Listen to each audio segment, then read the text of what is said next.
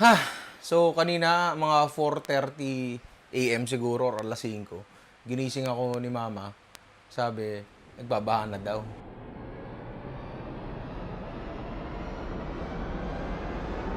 Sabi ko, hindi yan, hindi yan. Ano yan, tapos na yan ba? Konti na lang yan. Ano na lang yan, pahabol na lang yan. Siyempre, positive tayo eh. Tapos pagising ko ngayon, ayan, natin labas. Ayan. Kung makikita nyo yan, yung garahe na yan, elevated yan.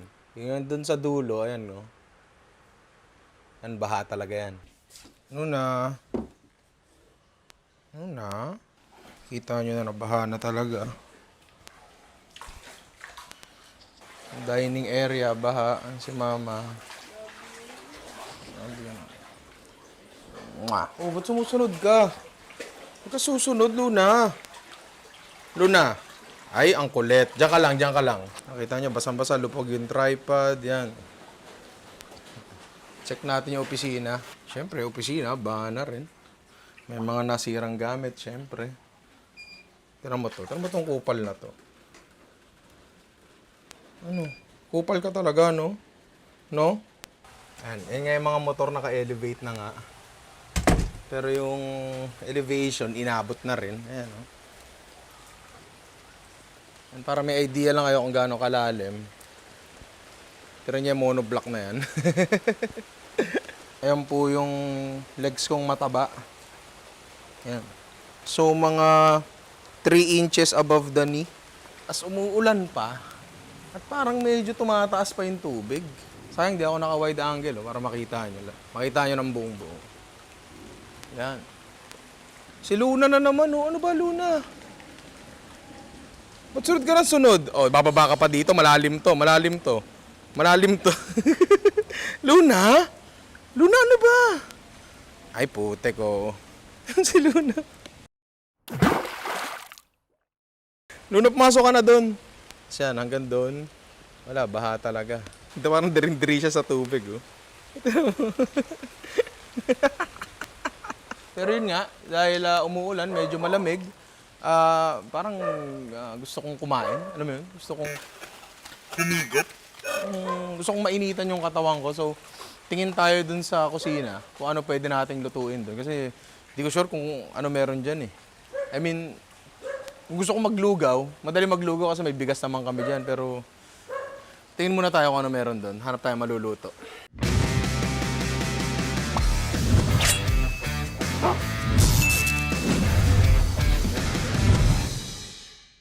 So kapag umuulan, malamig, ganyan, parang matik ang ano natin ang gusto nating kainin, mga masasabaw, lugaw, sopas, ganyan.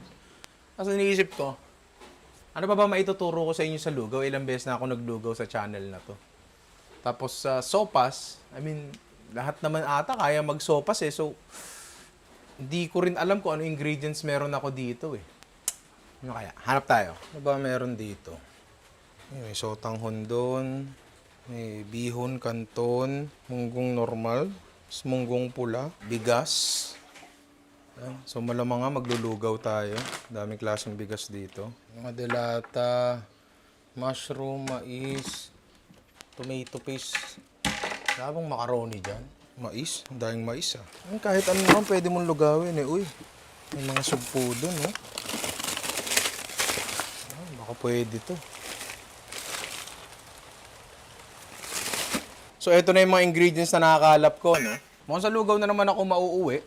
Eh, wala eh. Yun lang meron dito and hindi naman pwedeng lumabas. Diba? Hindi naman tayo pwedeng mamili ngayon kasi wala eh. Baha talaga eh. So, siguro, gawa na lang tayo lugaw pero i-upscale natin ng konti. Gawa tayo ng surf and turf lugaw. Tsaka, champurado. Okay, I know gumawa na ako ng lugaw at champurado sa channel na to maraming beses na. No? Pero susubukan ko pa rin mag-introduce ng panibagong technique dito sa gagawin natin. At kagabi lang kasi, meron akong nakausap na isang videographer. At alam mo, bandang muli, pagkain pa rin na bang usapan namin. And meron akong napulot na technique dun sa conversation natin. So, subukan natin apply yun ngayon. So, luto na tayo. So, dahil nga wala si Ian, no? Pasensya na muna sa mga ano natin, mga kaibang angle ng camera natin. Kasi ako lang mag-isa dito. Hindi ko naman pwede papuntahin si Ian. Di ata marunong lumango yun eh. So yun, magsisimula muna tayo sa lugaw natin. So meron tayo sibuyas dito. Hiwain lang natin ng haba-haba lang.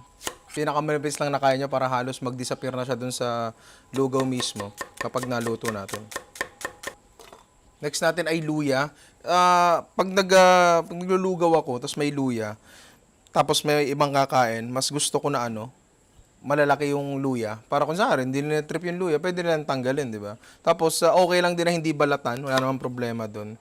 Pero kung gusto yung balatan, wala namang problema. Kutsara lang naman gagamitin sa pagbalat, pero ang hirap lumakad sa baha eh. Kutsilyo na lang, basta dahan-dahan lang. Siwain nyo lang medyo malalaki. Yan. Pwede nyo rin pitpitin niya, wala namang problema doon. Pwede natin isama sa sibuyas yan, wala namang problema doon. Tapos next, bawang. Ihahalo na lang natin dyan. Tapos set aside muna natin yan. Tapos, gawin natin yung protina natin. Dalawa nga ang protina ang gagamitin natin dito. Beef and shrimp, surf and turf. Kasi may nahukay ako sa ref na, sugpo, tsaka ito, rib eye. So, try natin. Ba't hindi, di ba? Kaya mag-alala, gagamitin natin yung mga ulo at shell na yan. Yung mga tutang umiiyak, nakakulong kasi sila dun sa CR kasi baka malunod di ba? Wawa naman. Magbabalik kayo ng hipon, wag nyo kinukurot nyo ng ganyan. Iaangat nyo ng konti, hayaan nyo ma-expose yung Yan. Yan yung masarap dyan eh. Tapos may part dito kung saan kayo may kukurutin para matanggal yung medyo matitigas na parts. Yung pinaka-parte na ng parang sungay niya. Tapos yung sa ilalim. Yan. Tapos yan, hayaan nyo lang yan dyan. Yan o. Kasi masarap yan. Pero kung hindi nyo naman matatanggal, again, wala naman problema doon. Gagamitin din kasi natin itong shell. So, dami nagtatanong, ba't di daw ako nagde-devein? Ewan ko, nakakalaka na namin yun eh. I mean, for the past 30 years, 32 years, hindi kami nagde-devein and wala naman nakikitang problema doon. I mean, tapos biglang magde-devein na ako. Hindi ko talaga gets eh. I mean, sabi daw yun, digestive tract daw ng hipon yun. So medyo marumi din yun. Kumakain nga tayo ng isaw eh, di ba? Yeah, so nabalatan na natin. Ito ang ating laman ng sugpo. Ito ang ating shell. So, luto na tayo. Sa ating kaldero, painitin lang natin ng konti. Lagay lang tayo ng chicken oil hanggang uminit. Kapag medyo mainit na nga yung natin, mantika natin, pwede na siguro yan. Pwede na natin lagay yung balat ng hipon natin. Lulutuin lang natin to hanggang matusta, tapos aalisin din naman natin yung shell. Ang gusto lang natin, ma-infuse natin yung lasa ng mga shell sa tulo ng hipon dun sa mantika. Pwede rin naman to, ilagay nyo sa bag, parang cheesecloth o kaya katsa, tapos ilagay nyo dun sa lugaw habang pinapakulo nyo. Pero parang medyo mas hassle pa ng konti yun eh, di ba? Tapos hindi natin makukuha yung alam mo yung lasa ng inihaw na hipon kumpara mo sa halabos na hipon lang. Yung kasi masarap dun eh, kapag medyo may high heat flavor na involved. Kita ba? Yan, potato masher. Para lang madurog yung ulo. Konti na lang to, mararamdaman nyo kasi lulutong yung ulo niyan eh. Kapag lumutong na siya, pwede na yun. Tanggalin nyo lang yung mga shell. Kung may matirang mga mangilang-ilang butel, okay lang yan, walang problema yan. Tsaka eto, yan pwede pa actually pakuluan yan, gamitin nyo sa ibang ulam. Goods sa goods pa yan, marami pang lasa yan. Tapos pwede natin ilagay dito habang mainit pang mantika natin. Pinagsama-sama natin luya, sibuyas, sa bawang. Handaan nyo na rin yung bigas nyo. Ang gamit kong bigas ay sticky jasmine. Usually, ang gagamitin ko talaga dito, normal na pangsaing, long grain, tapos may konting malagkit. Pero, may nakita ako dito, sticky jasmine eh. So, siguro pwede to. Sticky jasmine. Ligo-ligo rin, jasmine. Pag nagisa na lang mabuti, pwede nyo ilagay yung bigas nyo. Ako, hindi ko huhugasan to. Na-discuss ko na to dati. Pag hinugasan kasi natin, nababawasan yung starch ng bigas natin. So, medyo mabibitin yung niya, yung lapot niya ng konti. Kaya ang ginagamit kong bigas yun, yung tulad ng mga gano'n, nakabalot na para hindi siya nakocontaminate. Pero pag yung bigas nyo, galing sa palengke, malamang nahawakan na ng iba yan, nahangina na yan. So baka mas maganda hugasan nyo na lang, tapos magdagdag na lang kayo ng malagkit na bigas, diba? Para lang mahabol nyo yung lapot. Isa lang natin ng konti para kumapit din yung lasa ng na mga nilagay natin dito sa bigas. Tapos tubig. Yan. Lagay nyo, tapos kayurin nyo yung mga nanikit sa ilalim. Kasi yung mga nanikit sa ilalim, yun yung mga flavor na dinevelop natin. So, sayang naman kung di nyo kakayod. Tsaka masusunog yun pag hindi nyo kinayod. Tsaka masarap talaga yun. So, pwede nyo nang timplahan ngayon ng konti. Huwag pa sagad kasi mamaya adjust nyo pa yan eh. Lagyan yung chicken powder. Tsaka patis syempre, di ba? Bantayan nyo lang yan, dagdagan nyo ng tubig pag kailangan, hanggang makuha nyo yung lapot na gusto nyo, tapos timplahan nyo na lang hanggang makuha nyo rin yung lasa na gusto nyo. Basic na basic. Slipat natin yan sa kabila kasi magluluto tayo ng champurado. Medyo kakaibang champurado rin to. Noong nakaraan, nakasunog ako ng sinaing. Jerome, lagay mo yung picture dyan. Nangyayari talaga yun eh. Sabi sa akin, pwede mo daw gawing kape yun. And ginagawang kape talaga ang sinunog na bigas. Natikman ko na yun nung bata ako. Okay naman siya. Medyo lasang kape naman siya, di ba? Tapos, meron akong nakausap kagabi. Teka, hanapin ko yung pangalan. Nung naghahanap ako ng isang klase ng camera equipment, may nag-message sa akin. Nagtatrabaho siya sa GMA, tapos nanonood daw siya. Tapos nag-usap lang kami tungkol sa pagkain. Napag-usapan nga namin to. Saan ba yung pangalan niya? Si Sir Wilbert Hizon Osiones, yun nga, pag-usapan namin parang champurado, ganyan. Tapos, ang bigas, pwede nga naman gawing gatas yun. Tapos, naisip ko, baka pwede kang magtusta ng bigas to a certain point lang. Tapos, hindi mo talaga siya susunugin talagang tutustahin mo lang siya to a certain point. Tapos, yun yung gagawin mong champurado. Kasi champurado, parang deep flavors yung kasama niya, chocolate, di ba? Tingnan natin. Ewan ko hindi ko sure kung gagana talaga to. Meron tayong pan dito, dry pan, walang kahit ano, siinitin lang natin.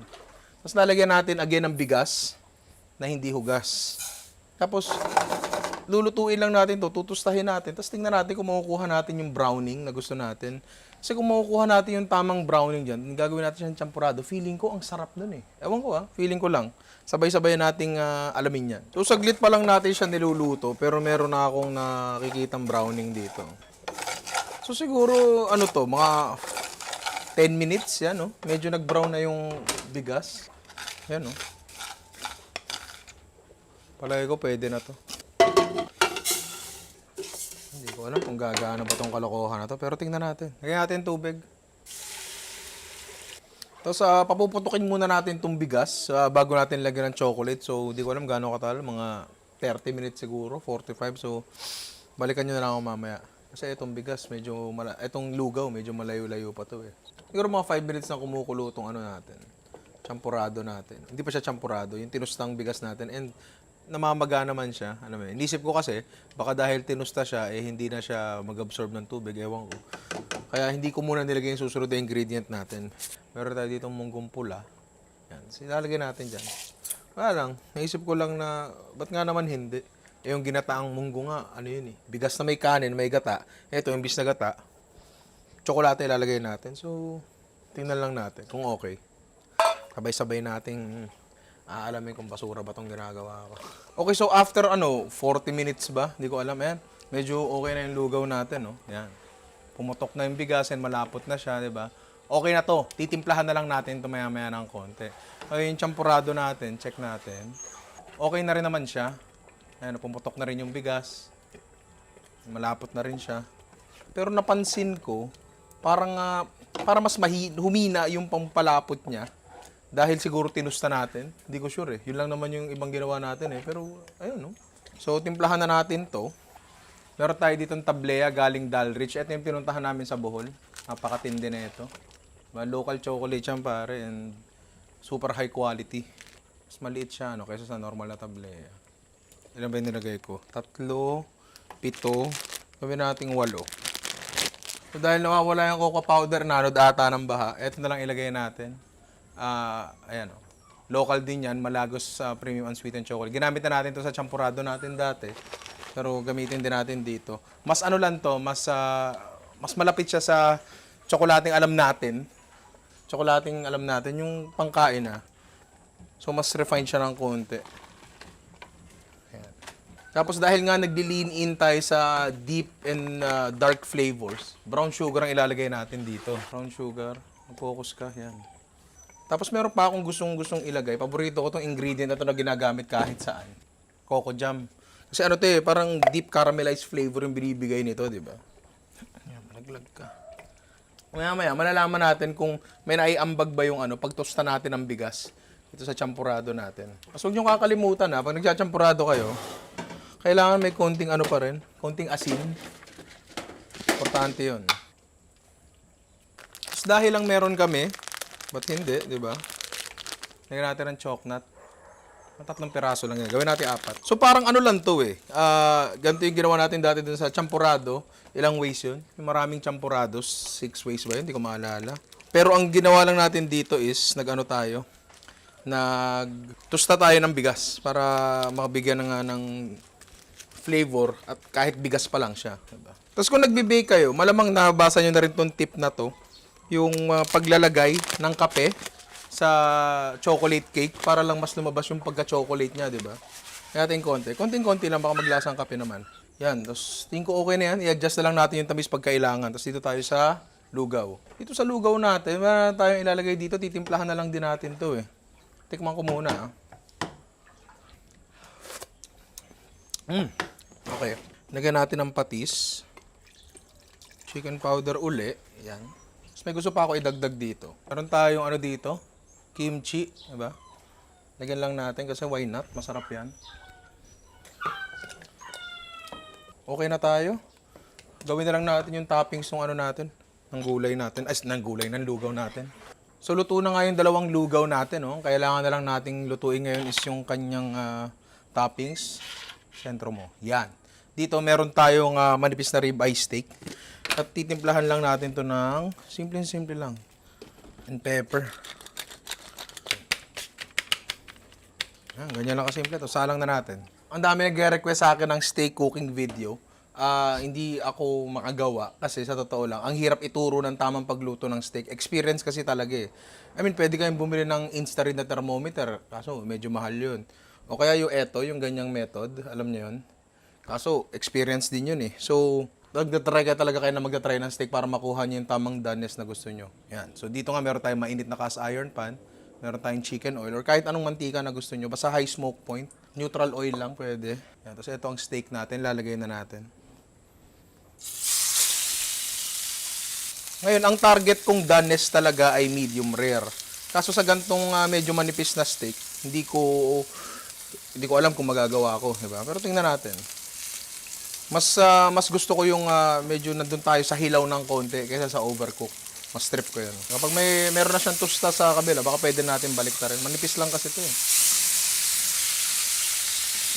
Hopefully makuha natin yung doneness na gusto natin. Palagay ko okay na to. So, kailangan lang natin i-rest yan. Salang natin yung hipon. So yung sugpo natin, ito, titimplahan lang din natin ng pepper. So, sasalang na rin natin.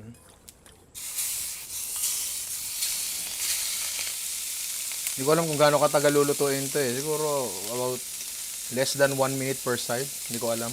Mas nakafocus kasi ako sa browning Kailangan makuha natin yung browning na hinahanap natin kasi andun yung lasa Kung undercook siya ng konti, para sa akin okay lang yun. As long as maganda yung quality ng ng hipon nyo, di ba? Dito na rin natin ilagay. Sa isang dish lang naman mapupunta parehas yan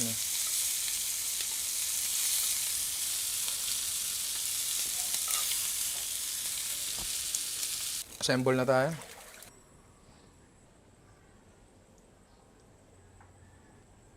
Color check. Ano ba ilalagay itong hayop na to? Ano kaya pwede ilagay dito? Ano pwede ilagay pa dito? Crispy garlic. Wala tayong berde. Parang goods naman,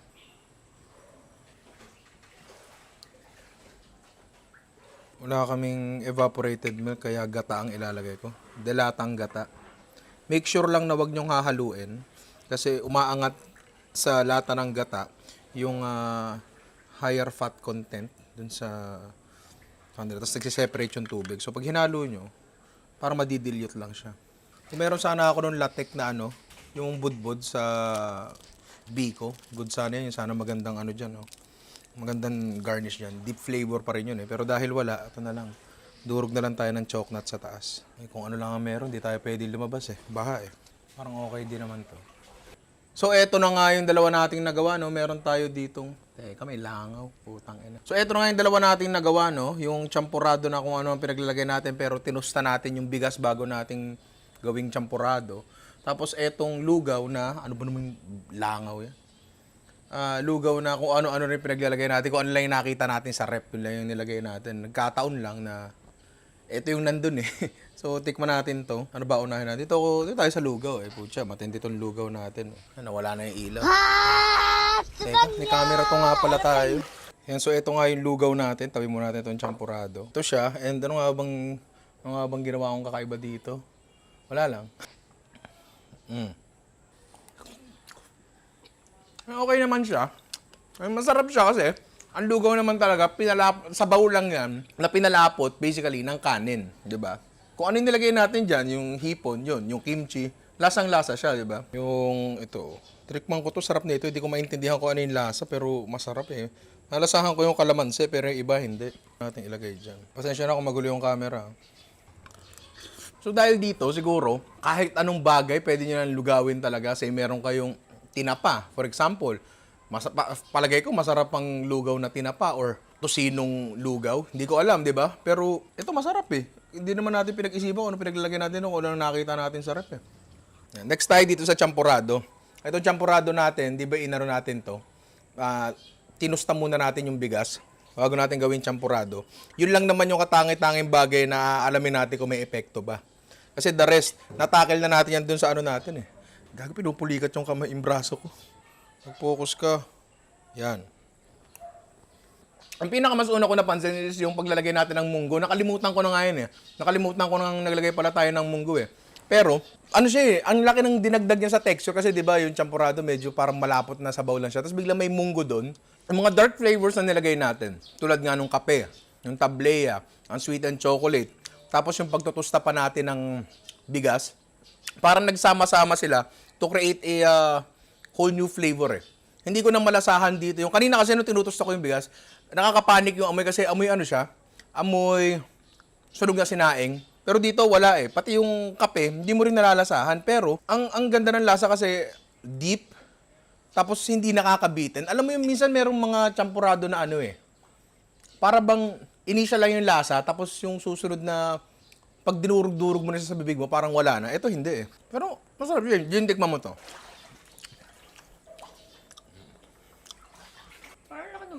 Oo, malaki yung munggo. Hindi yun yung munggong berde. Masarap. Hindi siya super matamis. Hindi siya super matamis. Oh. Ako rin eh. So, sa mga hindi naniniwalang baha, Jerome, pakita mo nga itong camera 1. Ayan, no? Baha, baha. Baha, baha. Diba? So, ewan ko kung baha pa rin sa inyo. Kung baha sa inyo, try nyo magluto niyan. Kung hindi naman baha sa inyo, try nyo na rin. Tsaka, sana all, di ba? Sana all, di ba? So, yun. Stay safe, stay wet, and stay busog. Ewan ko. Cut mo na nga. Ulit sa lakad. So, Jerome, lumabas ka na dyan. Parang awa mo na.